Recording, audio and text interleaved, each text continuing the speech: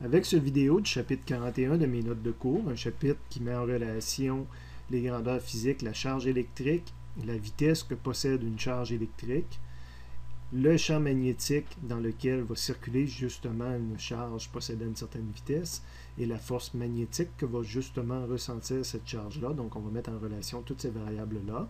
Comme je le mentionnais, avec cette vidéo, je débute la section, la partie de mes notes de cours qui correspond à la section 4.1 de Séguin sur le champ magnétique comme tel. Donc, avant de voir toutes les relations, dans un premier temps, on va introduire qu'est-ce que le champ magnétique. On va aller voir dans le résumé qu'est-ce que j'ai mis comparativement à Séguin. Je suis maintenant dans le résumé pour le chapitre 41. Je vous invite à ouvrir en même temps le livre de Séguin à la page 195. Dans mon résumé, j'ai mis dans un premier temps des choses qui m'aident à me rappeler qu'est-ce que l'air le champ magnétique. Donc, champ magnétique, c'est un champ, au même titre que le champ gravitationnel, que le champ électrique. Mais là, on est dans le domaine du magnétisme. Donc, c'est l'influence que peut créer des aimants, entre autres. C'est pour ça qu'ici, on a différentes configurations d'aimants nord-sud. Et le champ magnétique, c'est une grandeur physique vectorielle qu'on peut représenter et que son champ, il part du nord puis il s'en va vers le sud. Donc là, j'aurais des grands ronds là, que je n'ai pas tous dessinés, mais le champ, encore une fois, en bas ici, passe puis s'en va du sud. On le voit un peu ici, du nord vers le sud. On l'identifie comme B majuscule, donc c'est un champ magnétique. Ça va influencer les objets ferromagnétiques là, qui sont attirés par des aimants. Entre autres, la boussole. Donc, ce qu'on explique aussi dans le livre de Séguin, c'est quand on déplace une boussole dans l'espace, l'aiguille de la boussole va s'orienter comme le champ magnétique est à cet endroit-là. C'est pour ça qu'ici, ma boussole pointe dans le même sens que la ligne de champ magnétique. Alors que si je la mettrais ici, on voit que l'aiguille s'est déplacée pour respecter la ligne de champ qui est en arrière. Et finalement, si je la déplace ici, on voit encore une fois que l'aiguille va avoir tourné pour respecter la ligne de champ électrique là, qui était en arrière, qui était dans le même sens. Je vous rappelle également que le même principe s'applique au champ magnétique qu'au champ électrique, puis même qu'au champ gravitationnel. Les endroits où les lignes de champ sont rapprochées, le champ est plus intense. Les endroits où les lignes sont plus éloignées, le champ est moins intense. Un autre élément conventionnel, c'est l'élément en fer à cheval. Donc, le champ va se diriger du nord vers le sud. Donc, il va avoir cette allure-là. Et on voit que le champ est plus intense là, quand je suis plus proche de l'aimant versus plus loin.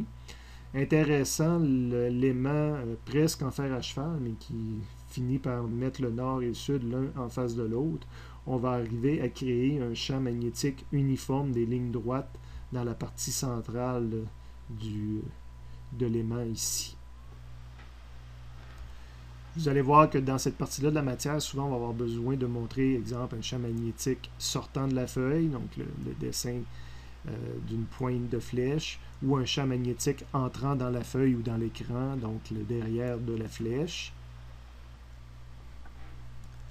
On va voir une formule dans la section 4.1, la force magnétique qui existe sur une particule en mouvement dans un champ magnétique.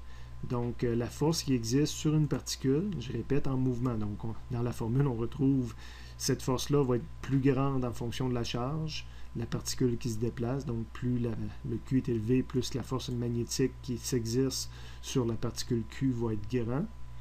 Un objet qui possède une charge 0 ne subit pas de force magnétique.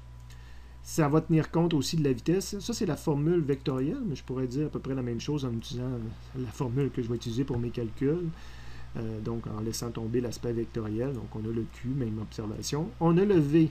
Donc, il faut que cette particule-là possède une certaine vitesse. Parce qu'évidemment, si la vitesse est égale à 0, ça veut dire que la force magnétique va être égale à 0. C'est ce qu'on observe. J'ai beau avoir une particule chargée, si elle est immobile, elle ne subit pas de force magnétique. Demandez-moi pas nécessairement le pourquoi de ça.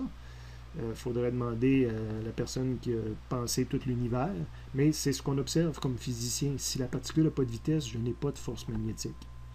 Évidemment, je vais dépendre du champ magnétique. Le champ magnétique plus intense va avoir plus d'effet sur ma particule. Et je dépends aussi de l'orientation qu'il y a entre mon vecteur vitesse et mon vecteur B. on va le voir, idéalement, ou en tout cas la façon qu'on mesure la plus grande force magnétique, c'est quand V et B sont perpendiculaires. Donc, sinus qui donne la valeur la plus grande, c'est sinus de 90 degrés. Donc, quand il y a un angle de 90 degrés entre le vecteur V et le vecteur B, c'est là que j'ai la plus grande force magnétique. Quand V et B sont dans le même sens, si j'ai une particule qui se déplacerait, ici on a des flèches toutes vers le bas dans cette petite partie-là, si je grossirais ça pour voir ça en plus gros, puis j'arriverais à mettre une petite particule, puis que son vecteur vitesse est vers le bas, dans le même sens que le champ magnétique, ben on n'observe aucune force magnétique. L'objet n'est pas soumis à aucune force magnétique. C'est comme ça qu'on a observé le monde qui nous entoure. Donc, on a trouvé une formule qui fitait, puis c'est la formule qui fit avec ce qu'on a observé. Donc, on a la définition autour de chacun des paramètres. Il va falloir les expérimenter. Cette chose-là, si on analyse les unités, ben, c'est des forces. Si on isole le B dans la formule, là, on a force, on a Q, V, donc on a des newtons pour la force, des coulombs, des mètres secondes pour la vitesse, et l'angle, ça n'a pas d'unité comme telle, mais cette combinaison d'unités-là qui aurait été longue à traîner toujours, ben, on lui a donné un nom particulier, on a appelé ça le Tesla, et son symbole, c'est un T majuscule pour Monsieur Tesla qui a existé. Donc, c'est l'unité qu'on va utiliser pour les champs magnétiques pour B. J'ai également mis les forces magnétiques qui existent entre deux aimants. Ce n'est pas la même force magnétique qu'ici. Ça, c'était la force magnétique qui existe sur une particule en mouvement.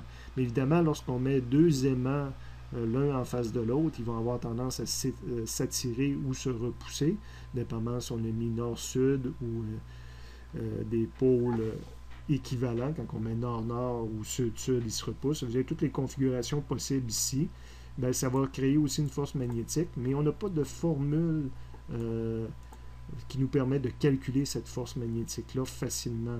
C'est un cas particulier pour chaque configuration d'objet qu'on a. On appelle ça des formules empiriques. On n'a pas de formule générale pour calculer cette force magnétique-là. Et un aimant peut attirer quelque chose qui est ferromagnétique. Ça fait que c'est pas obligé d'être deux aimants qui se font face, mais c'est sûr que le ferromagnétique va toujours être attiré, que je le mette en face d'un sud ou d'un nord.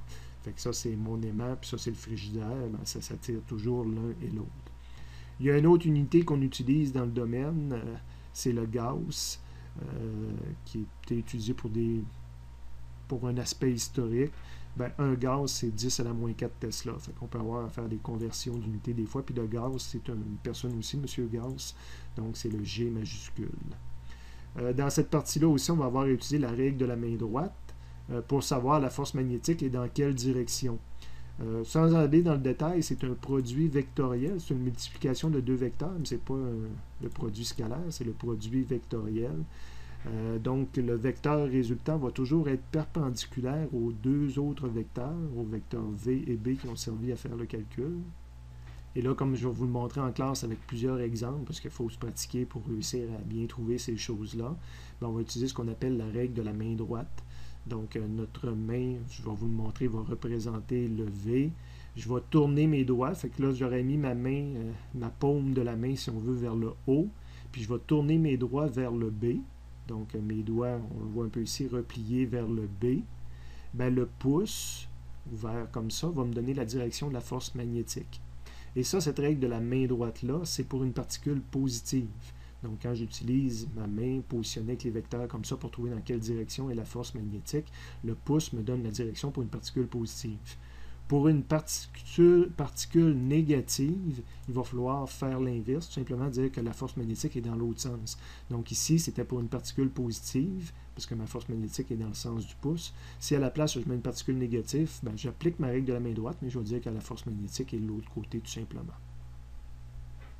Donc ici, on a un autre exemple qu'on peut se pratiquer, mais qu'on va se pratiquer également en classe.